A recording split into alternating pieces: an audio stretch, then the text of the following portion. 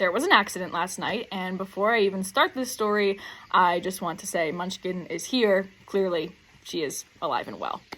So, with that being said, I think it's important to share this story because it's a really good example of why having a vet kit on hand if you have ducks or really any livestock animal is so important. Last night, I was putting the ducks to bed right after the sun had set. They all went up into bed. I gave them fresh food and water, and I shut the door. As soon as I shut the door, I heard 3 very distressed quack sounds come from Munchkin, and usually I only hear that specific quack vocalization when Mr. Whip is chasing her and she doesn't want to be caught. For some reason, I just had this gut feeling that this was not a case of Mr. Whip chasing her, and so as I was shutting the lock, I ripped the door open because I was like, what's going on in there?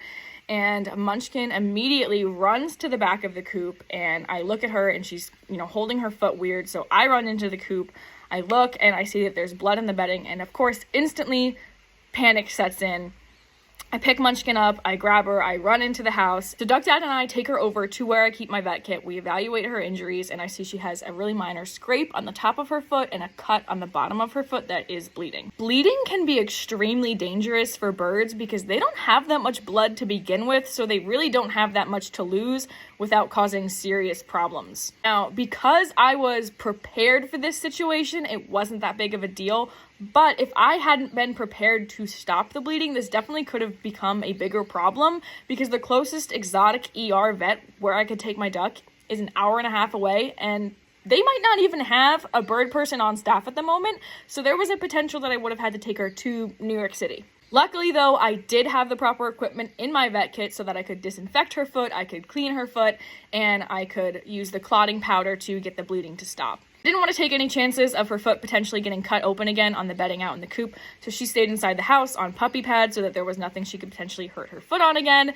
And then, of course, this morning I took Munchkin and I put her in the shower so we could wash off any of the excess, like clotting powder or dried blood, and just check on it and make sure everything was good. Now, when I put her in the shower this morning, she gave me a minor heart attack because she wasn't acting like herself, she wasn't like swimming, and I was like, oh my goodness, something is seriously more wrong than I thought it was. I ran downstairs to let the dog out, came back up, and she had laid an egg. So she was actually fine. She was just uncomfortable because she was in the shower and didn't have nesting material to lay her egg. But she's back to her happy self now that the egg has been handled.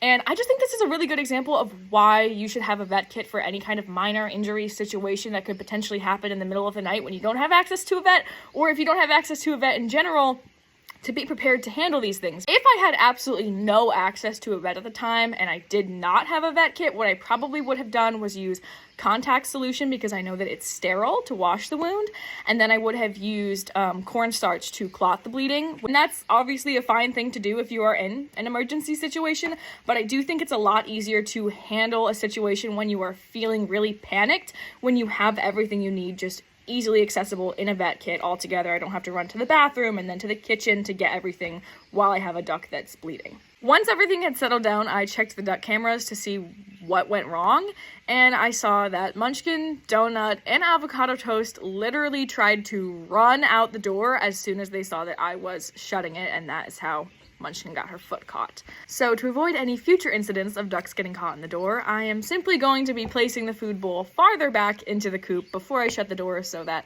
when the ducks are all congregated around there, they don't have enough time to actually run to the door and get stuck in it. And as you can see, Munchkin does have a little bruise on her foot, and we're obviously going to keep an eye on it to make sure it doesn't get infected or potentially turn into Mumblefoot, but I'd say she will be just fine.